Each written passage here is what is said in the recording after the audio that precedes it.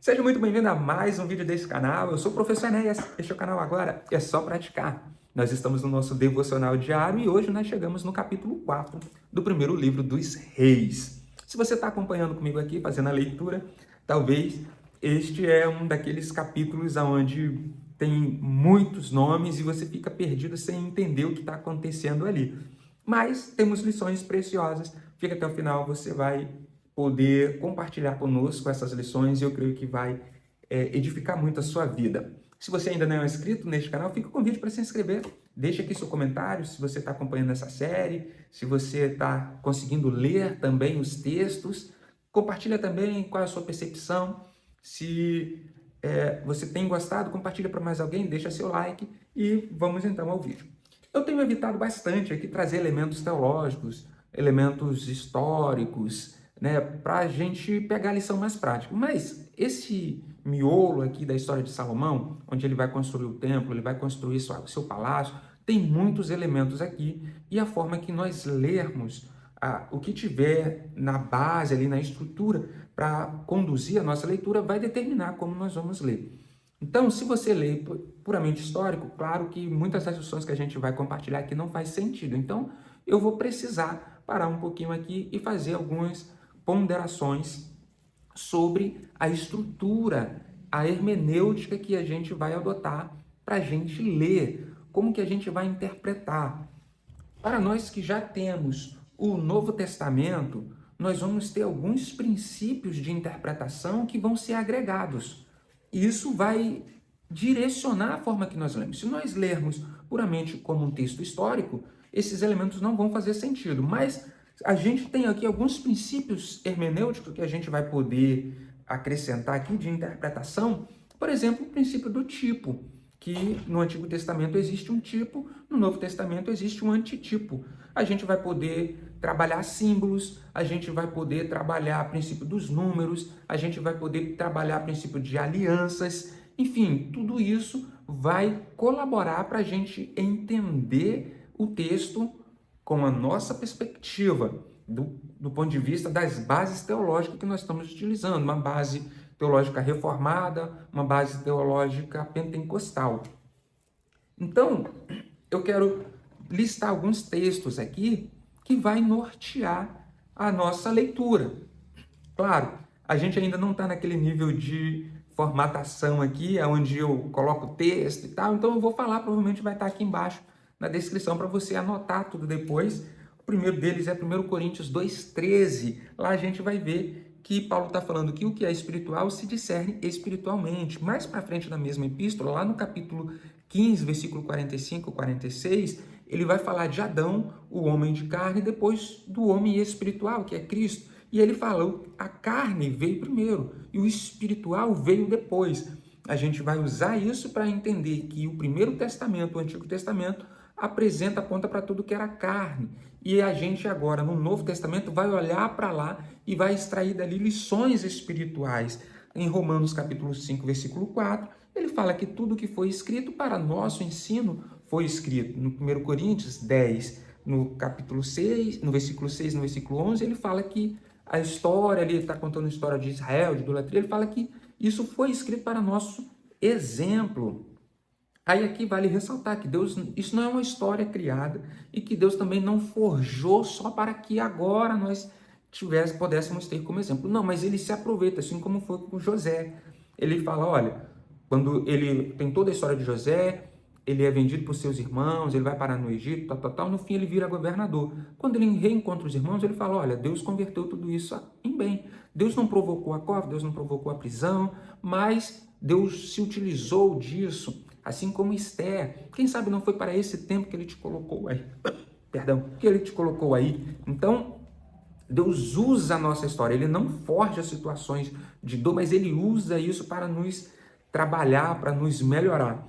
Quando Jesus ressuscita, na narrativa de Lucas, no capítulo 24, ele encontra alguns discípulos ali que estão voltando para Emaús, dois discípulos, ele está conversando ali, ele vai explicando como que ele aparece nas escrituras. Ele não fala, seria interessante se tivesse esse relato que a gente ia ver pelo próprio Cristo falando, mas ele só falou, não registrou, ele falou, olha, explicou aonde que ele aparecia em toda a escritura, no final no versículo 45, ele fala que ele abriu o entendimento para entender as Escrituras. Observa, naquele momento era um auge do farisaísmo, do estudo das Escrituras. Como que ele está falando que ele está abrindo o entendimento para entender as Escrituras? Ou seja, com isso nós entendemos que ele dá uma nova roupagem para o Novo Testamento. A gente, para entender, para o Antigo Testamento, perdão, para entendermos o Antigo Testamento, a gente precisa desse entendimento.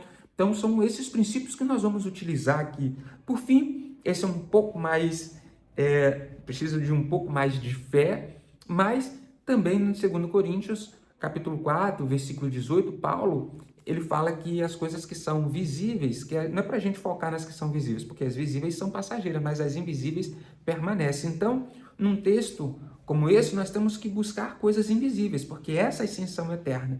Quando a gente vai para Hebreus, o escritor, ele fala que o templo, que o tabernáculo de Moisés, por exemplo, era um tabernáculo que era representativo de algo que estava na eternidade. Então, o que era visível era sombra de algo que era invisível, era uma reconstrução daquilo que era invisível. Por isso que a gente pode aplicar esse texto. Então, é baseado nisso que a gente vai extrair nossas lições. Vamos olhar a madeira, ela tem um simbolismo, o ouro tem um simbolismo, a mulher tem um simbolismo, o trono tem um simbolismo. Então, a partir disso é que nós vamos formular as nossas lições e o nosso estudo desse trecho aqui da história de Salomão. Vai se repetir depois em Crônicas, mas nós vamos evitar esse paralelismo, porque depois eu vou ler Crônicas também. E aí lá sim, como nós já teremos lido Reis, a gente usa isso e aprofunda mais. Certo? Então, dito isso, estabeleceu essa base, nós vamos usar essa base para as próximas lições, os próximos vídeos. Então, vamos à lição. O que a gente está vendo aqui? Capítulo 4. Nós estamos vendo aqui uma série de nomes, listas. A primeira coisa é que ninguém faz nada sozinho. Essa é uma lição batida, mas vale a pena ressaltar isso, vale a pena trazer à tona. Então, a gente tem um reino e o reino não é feito só de rei, o reino é feito de uma corte, o reino é feito de servos. Então, Salomão, o autor, o escritor aqui do livro, ao relatar esse período do governo de Salomão, ele deixa claro, ele vai listar quem são as pessoas envolvidas. Então, você precisa ter pessoas à sua volta. Se você quer construir algo relevante, você precisa de pessoas.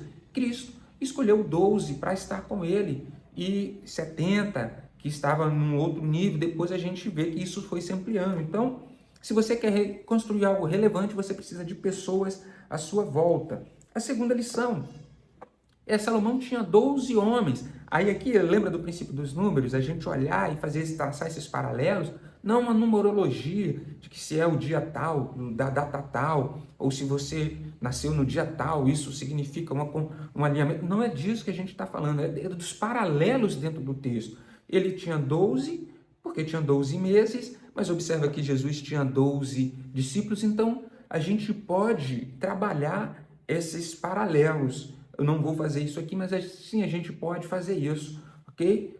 A partir do princípio que nós adotamos. Se você não gosta desse princípio, se você abre mão desse princípio, é só você não trabalhar, não é só não seguir nessa linha.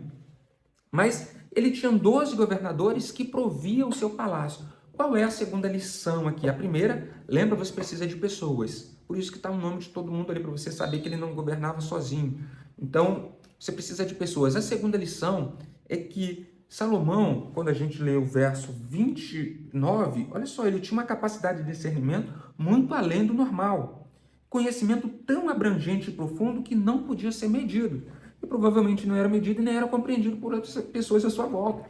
Ele foi buscar esse conhecimento e alcançou um lugar tão profundo que as pessoas não conseguiam assimilar. Então, tinham coisas que só Salomão poderia fazer.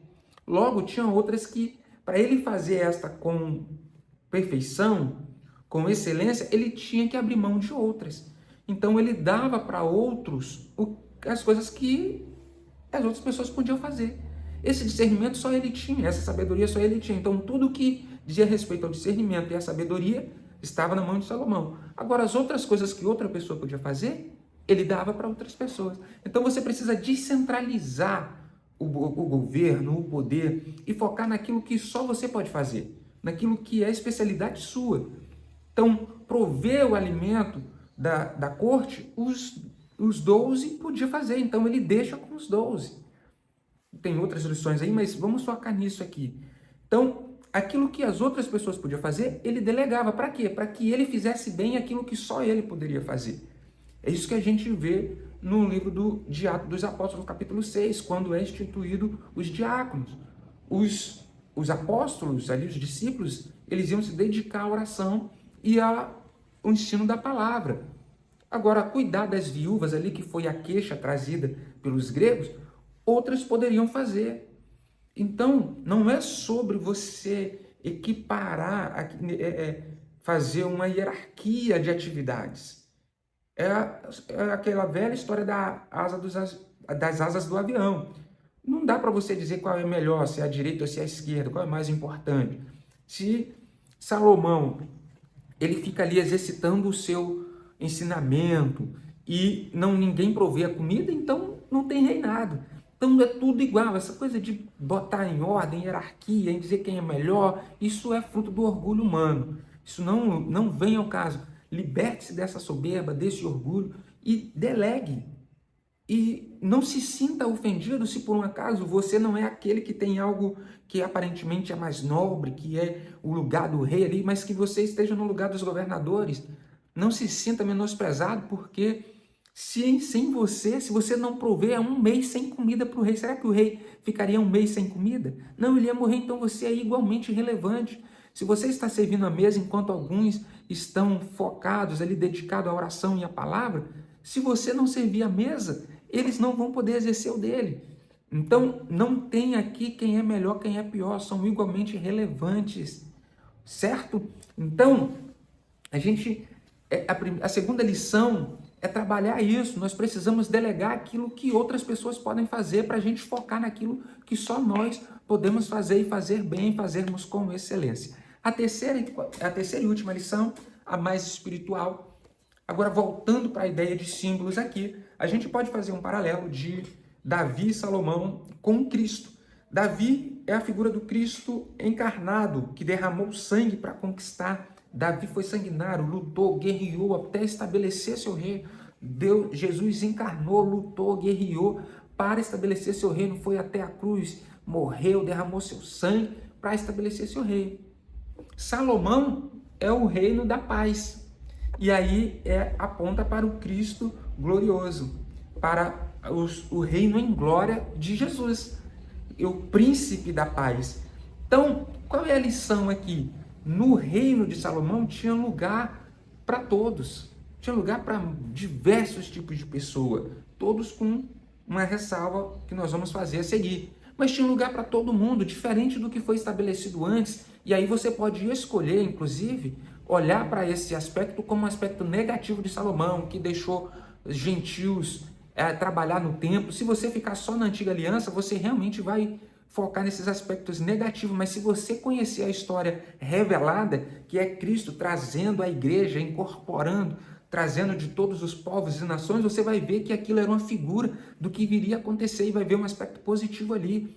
Quando a gente olha para o reino milenial, e está também no Antigo Testamento, em Zacarias, a gente vai ver que em Jerusalém vai se congregar todas as nações da terra, e ali aquele momento é um momento desse. Essa figura, uma figura da igreja que abraça todos os povos, tribos, línguas, nações. Então, essa terceira lição aponta para o reino de Cristo, que todos têm lugar. Aponta para a igreja que aceita a todos.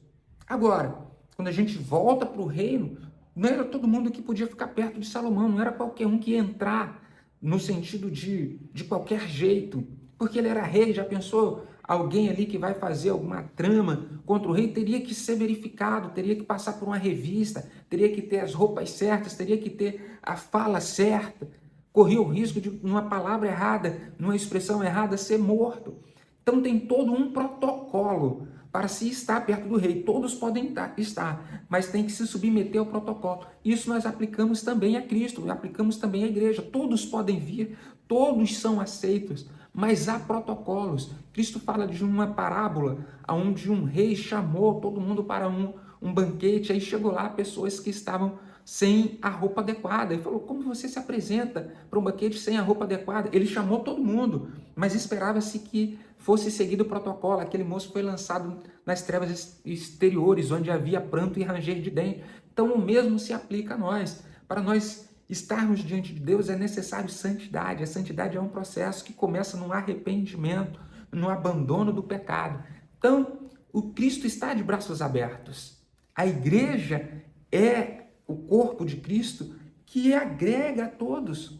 Mas você precisa estar de acordo com os protocolos que foram estabelecidos. É o que? É o que eu acho, é o que o pastor gosta, é a forma que a tradição falou. Não, são os preceitos que estão aqui.